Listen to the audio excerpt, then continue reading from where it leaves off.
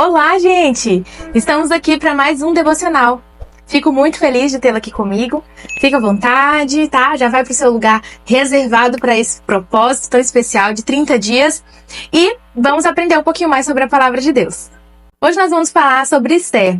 Esther era uma jovem judia que foi criada pelo seu primo Mardoqueu. Eles viviam ali sobre o poder o rei Xerxes, que era persa, e naquele período havia uma perseguição real, né, contra os judeus. Mas antes eu vou resumir um pouquinho da história pra gente entender, né, como que chegou até o reinado de Esther.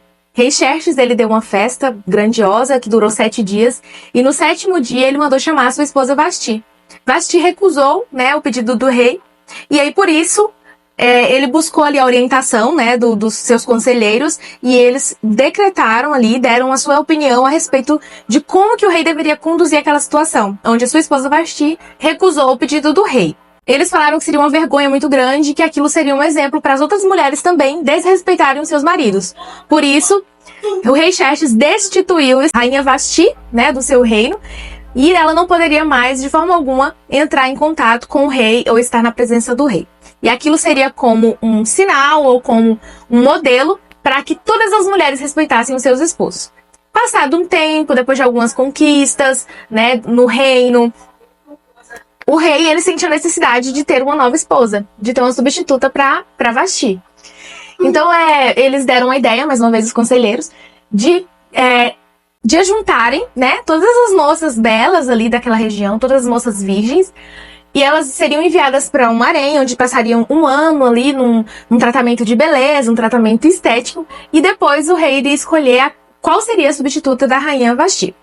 Nesse processo, a Esther, ela participou, a Bíblia, ela destaca que ela era uma jovem muito bela e formosa, e ela vai ali, né, para esse concurso, né, para ser a nova rainha. Ela passa ali um período de tratamento. A Bíblia destaca que desde o momento em que ela chegou, ela já foi muito bem recebida pelas pessoas que estavam ali coordenando, né? E chegado o momento de Esther se apresentar para o rei gosta muito de Esther. E ele escolhe a Esther como rainha. Todas as outras, elas se tornavam concubina. Elas só veriam o rei ali naquela noite e iriam para um outro harém, específico das concubinas. E nunca mais veriam o rei, a não ser que o rei gostasse e pedisse de volta. Já com Esther, não. Na primeira vez que o rei viu, ele gostou de Esther e escolheu ela como rainha. Um fato importante aqui, para destacar, é que o seu primo Mardoqueu, aquele que criou Esther, deu algumas orientações para sua prima. Ele disse para que Esther, até determinado momento, não falasse, né, sobre a sua origem judia. Esther, nesse momento, então, ela se torna rainha ali daquela região, a rainha persa. O rei fica muito encantado com Esther. E em um determinado momento, um das pessoas que trabalhavam ali no reinado do Xerxes, que era o Amã, né? Ramã ou Amã, ele se levanta contra o povo judeu. Eu tô tentando resumir para não ficar muito longo o vídeo. Então ele se levanta contra o povo judeu e ele convence o rei de fazer um decreto onde todos os judeus seriam mortos. Porque ele considerava um povo estranho, um povo que não respeitava e que precisava ser exterminado. A gente consegue observar aqui que o povo de Deus, ele sofre essa perseguição desde muito tempo, né? Tempos atrás, o povo de Israel, ele passou também por esses períodos, né, de perseguição, de guerras, e o Senhor sempre guardou o seu povo. Essa seria mais uma vez em que Deus guardaria ali o seu povo. Então, Mardoqueu, quando fica sabendo desse decreto, fica desesperado. Toda a cidade, na verdade, fica eufórica, muito preocupada com qual seria o destino de cada um deles ali.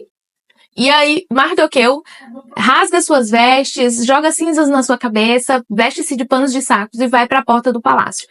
Ele não poderia entrar ali, né, embora ele trabalhasse, mas como a vestimenta que ele estava, ele não podia entrar. Então ele conversa ali com um terceiro, né, que manda um recado para Esther.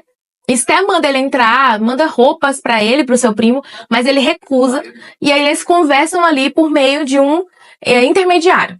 E ali nessa conversa, Esther descobre o que está acontecendo, descobre que seu povo está sofrendo um perigo.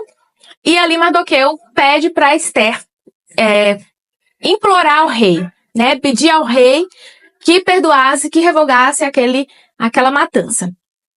Esther fica temerosa e diz, mas Mardoqueu, eu não posso aparecer assim do nada na frente do rei. A gente só aparece pro rei quando ele chama. É muito arriscado. eu posso aparecer diante dele e ele pode aceitar, ou ele pode simplesmente mandar me matar ou me destituir do meu cargo.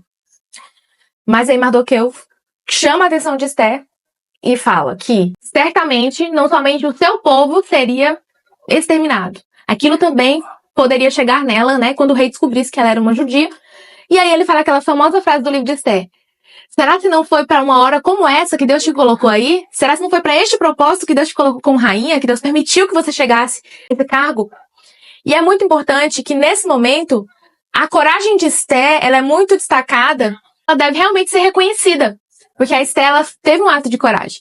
Ela se apresenta diante do rei, o rei levanta o cetro para ela, em sinal de que deixa com que ela fale, com que ela se aproxime, e ali ela pede para o rei para participar de uma refeição com ele, e convida também o Amã.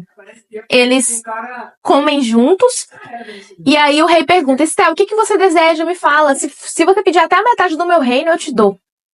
E Esther fala, me dê a honra de mais uma vez nós comermos juntos. E aí, nesse momento, nesse segundo encontro, Esther tem a coragem de falar, de pedir ao rei que revogue, né, aquela matança, aquele decreto da morte de todos os judeus e que ela também era judia. Naquele momento, o rei, ele se compadece por Esther e ele lembra também de um fato que aconteceu um tempo atrás em que seu primo Mardoqueu, o primo de Esther, salvou a vida do rei. E aí, para saber mais detalhes, você vai ter que ler toda a história, tá? E aí o rei lembra disso e descobre que o Amã tá tentando armar contra todo mundo e que havia maldade no seu coração e tudo mais, até que o rei decreta a morte do Amã, que era o inimigo do povo de Deus, e honra Mardoqueu e também o povo de Israel. Eles passam a ser protegidos ali pelo rei Xerxes. Um ponto interessante aqui é sobre a coragem de Esther. A coragem que ela teve, né, ela se posicionou, ela saiu daquela figura apenas de beleza estética, de rainha, de uma moça judia, para agora uma mulher sábia, uma mulher forte, uma mulher corajosa, uma mulher temente a Deus, que teve coragem de se posicionar e clamar pelo seu povo. Esse é um ponto, assim, importantíssimo na história, o ápice da história. Mas eu gostaria de chamar a atenção para vocês para um detalhe. Quando Esther se apresenta diante do rei, existem algumas situações que aconteceram antes que a fortaleceram para esse momento. E é nisso que eu quero falar com vocês. Antes disso, antes de Esther se apresentar, ela convoca todo o povo de Israel para um jejum de 3 dias. Ela, seus servos ali mais próximos, seus criados, e todo o povo de Israel é convocado para um jejum coletivo. E aí, após esses 3 dias, Esther se apresenta e acontece toda o enredo da história que a gente já conhece. Eu gostaria que nós nos atentássemos que havia ali uma oração no coletivo, havia ali um espírito de comunidade, um espírito de união. E ele foi importante para fortalecer Esther nesse processo onde ela tomou uma atitude, né, de ousadia, de coragem, em que ela foi abençoada no seu pessoal, mas ela também foi abençoada no social. Ela conseguiu mudar, né, a história e o destino, não só dela, mas também de todo o seu povo. Isso é muito rico. E isso também nos lembra que Jesus, em várias passagens da Bíblia, ele traz muito essa importância do coletivo. Se nós lermos a palavra, nós vamos encontrar Pai Nosso, aonde houver 2 ou 3, né? Deus conosco. Então, ele sempre fala no coletivo, trazendo a importância de nós congregarmos, de nós termos uma comunidade de fé, de nós sermos fortalecidos, de nós sermos fortalecidos e fortalecermos uns aos outros nesse ambiente de comunidade, nesse ambiente de união, que é a igreja do Senhor. A Bíblia também destaca a importância de fazer parte de um corpo, né, onde cada membro tem a sua importância e faz com que o corpo funcione corretamente. Então, eu gostaria de te encorajar, né, a fazer parte desse corpo e a, de fato, viver em comunidade. Muitas vezes, nós temos a tendência de querermos viver de forma isolada, de forma individualizada, achar que não precisamos desse ambiente de comunidade, mas isso é uma armadilha do inimigo. Esse é um perigo que nós corremos, principalmente nos dias que nós vivemos, onde há tantas decepções, né, há tantas coisas tristes acontecendo envolvendo a igreja de Deus, que às vezes as pessoas elas ficam machucadas, feridas, e elas não querem mais viver nesse ambiente de comunidade. Mas eu gostaria de reforçar que é nesse ambiente que nós somos curados, nós somos melhorados, nós somos capacitados, nós abençoamos e também nós somos abençoados por Deus. Dito essas coisas, eu trago essa aplicação para a nossa vida, sobre a importância da comunhão. Existem algumas experiências, algumas lutas, em que somente pessoas que compartilham ali da mesma fé poderiam nos ajudar, nos abraçar e nos ensinar também com suas próprias experiências. Por isso a importância de nós convivermos uns com os outros, porque nós somos abençoados, fortalecidos pelos nossos irmãos e também nós somos usados por Deus de forma tremenda também para auxiliar os nossos irmãos com as nossas experiências com Deus. O fato de nós sermos tementes ao Senhor e nós termos intimidade com Ele faz com que a nossa vida pessoal ela reflita isso e a nossa vida social também.